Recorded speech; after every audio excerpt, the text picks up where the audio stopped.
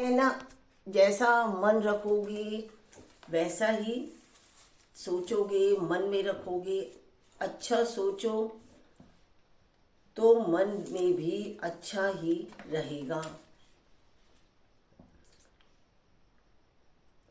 अंतःकरण की अच्छी प्रकार से स्वच्छता, अंतःकरण को साफ रखो। तत्व ज्ञान के लिए ध्यान योग में निरंतर दृढ़ स्थिति, राधे राधे, और सात्विक दान तथा इंद्रियों का दमन, भगवत पूजा और अग्निहोत्रादि उत्तम कर्मों का आचरण एवं वेद शास्त्रों के पठन पाठन पूर्वक भगवान के नाम और गुणों का कीर्तन।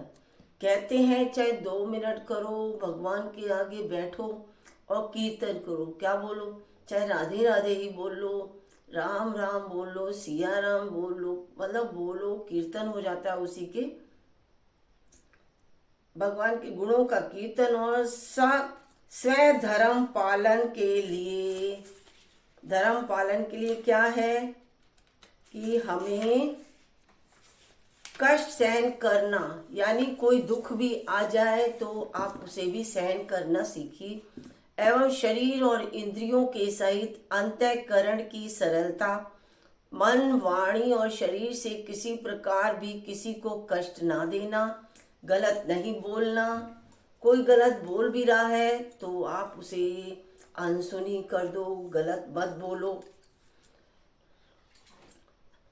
मन वाणी तथा शरीर से किसी प्रकार भी किसी को कष्ट ना देना, तथा यथार्थ और प्रिय भाषण, मतलब अच्छी बात को ही बोलना, समझाना। अपना अपकार करने वाले पर भी क्रोध का ना होना। जो कोई आपका अनादर कर रहा है तो उस पर भी क्रोध मत करिए। कर्मों में कर्तापन के अभिमान का त्याग एवं अंतःकरण की उपरात्मा रामता, अर्थात चित्त की चंचलता का अभाव और किसी की भी निंदादि ना करना, तथा भूत प्राणियों में हेतु रहित दया, इंद्रियों का विषयों के साथ संयोग होने पर भी आसक्ति का ना होना, यानी किसी की निंदा कर रहे हो, अगर कर भी ली तो अब मत करो।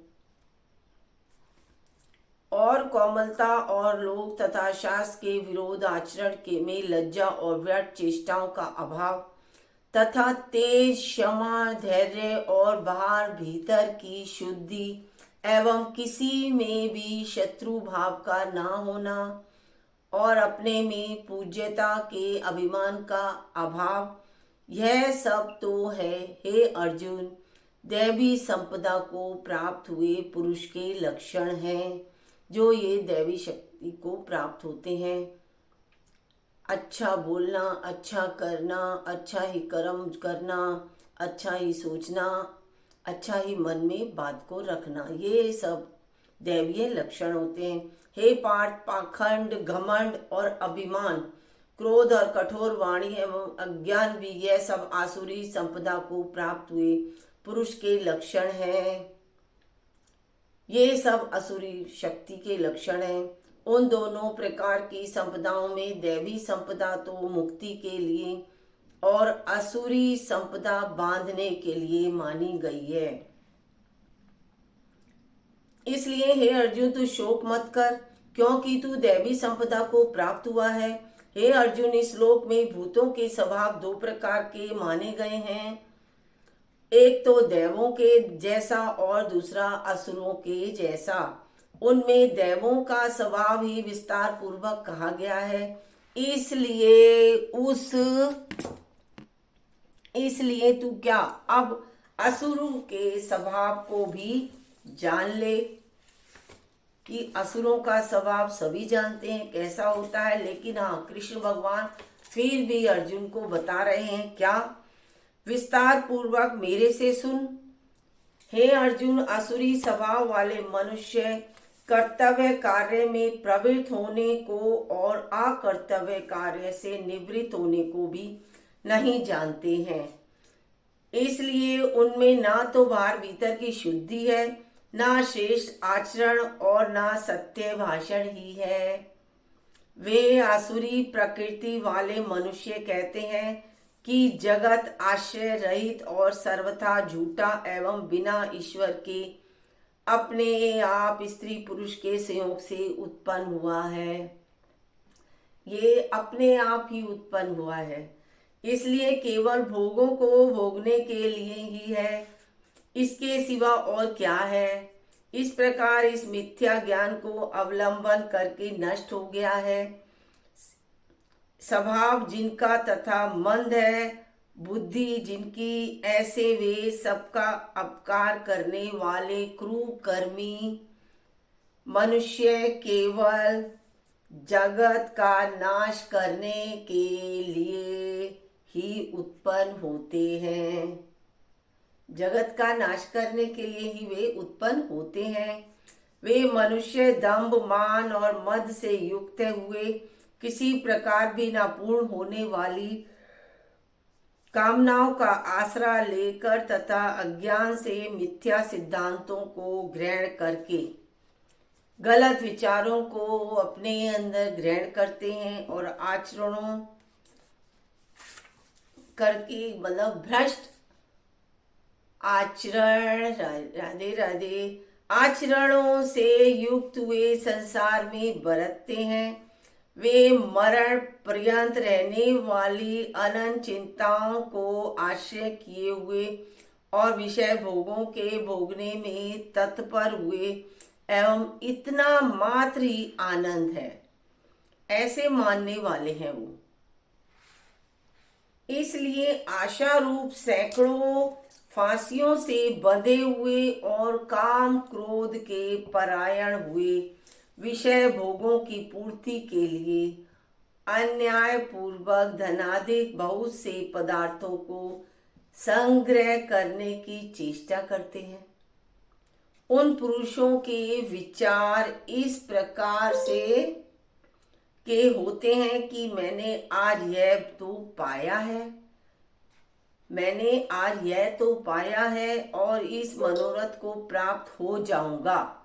पाया भी है और जो मनोरथ मेरे मन में है मैं उसको प्राप्त हो जाऊंगा, तथा मेरे पास यह इतना धन है और फिर भी वह यह होवेगा, मतलब धन है और फिर और भी होएगा।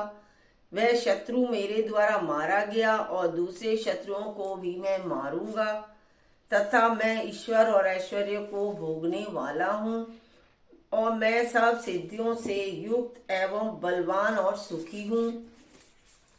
मैं बड़ा धनवान और बड़े कुटुंब वाला हूँ, मेरे समान दूसरा कोई नहीं है। मतलब अब दूसरे को अपने से छोटा नीचा देखना, अनादर करना। मैं यज्ञ भी करूंगा, दान दूंगा, हर्ष को प्राप्त होऊंगा, इस प्रकार के अज्ञान से मोहित हैं। इसलिए वे अनेक प्रकार से भ्रमित हुए चित्त वाले अज्ञानी जन मोह रूप जाल में फंसे हुए एवं विषय भोगों में अत्यंत आसक्त हुए महान अपवित्र नरक में गिरते हैं। जो ये गलत सोचते हैं, गलत करते हैं, गलत करवाते हैं, मन में अंदर मन को बिल्कुल गलत रखते हैं, वो सब अपवित्र होते हैं और नरक के गामी होते हैं। वे अपने आप को ही श्रेष्ठ मानने वाले घमंडी पुरुष होते हैं, जो अपने आप को बड़ा मानते हैं, सही मानते हैं, सच्चा मानते हैं। वो कौन होते हैं? मैं की मतलब पुकार करते हैं, वो घमंडी हो जाते हैं। घमंडी पुरुष धन और मान के मद से युक्त हुए, शास्त्र विधि से रहित केवल नाम मात्र के यज्ञों द्वारा पाखंड से यजन करते हैं। उनके मन में पाखंड रहता है, दिखावा। वे अहंकार, बल, घमंड, कामना, क्रोध आदि के परायण हुए एवं दूसरों की निंदा करने वाले पुरुष, अपने और दूसरों के शरीर में स्थित मुझ अंतर्यामी से द्वेष करने वाले, मतलब भगवान से भी अंदर मन में आत्मा है तो समझो भगवान, आत्मा शुद्ध तो भगवान तो होंगे ही होंगे। ये सब बताए हैं असुरों के लक्षण। ऐसे उन द्वेष करने वाले पापाचारी और क्रूर कर्मी नराधामों को मैं संसार में बारंबार आसुरी योनियों में ही गिराता हूँ। अभी कहा ना, वो सब बार बार असुरी योनि में ही जाते हैं, अर्थात वे शुकर कुकर आदि नीच योनियों में ही उत्पन्न होते हैं। इसलिए हे अर्जुन, मैं मूल पुरुष जन्म में आसुरी योनियों को प्राप्त हुए मेरे को न प्राप्त होकर उससे भी अति नीच गति को ही प्राप्त होते हैं, अर्थात घोर नरकों में पड़ते हैं। गलत सोचना, गलत करना, गलत विचार लाना, भगवान को ना मानना, भगवान को गलत बोलना, ये सब असुरी लक्षण। हे अर्जुन, काम, क्रोध तथा लोभ यह में 3 प्रकार के नरक के द्वार आत्मा का नाश करने वाले हैं, अर्थात यो अधोगति में ले जाने वाले हैं। इससे इन तीनों को त्याग देना चाहिए, मन में गलत विचार नहीं लाने चाहिए, क्योंकि हे अर्जुन, इन तीनों नरक के द्वारों से मुक्त हुआ, अर्थात काम, क्रोध, लोभ, मोह आदि विकारों को से छूटा हुआ पुरुष अपने कल्याण का आचरण करता है। कहते हैं ना, गीता है, गीता जो पढ़ता है, सुनता है, कहता है और किसी को सुनाता भी है, तो गीता तो ऐसी दी है भगवान ने कि मुक्ति का धाम बन जाती है ये। इसलिए वह परम गति को जाता है, अर्थात मेरे को ही प्राप्त होता है। जो पुरुष शास्त्र की विधि को त्याग कर अपनी इच्छा से बरतता है, वह ना तो सिद्धि को प्राप्त होता है और ना परम गति को तथा ना सुख को ही प्राप्त होता है।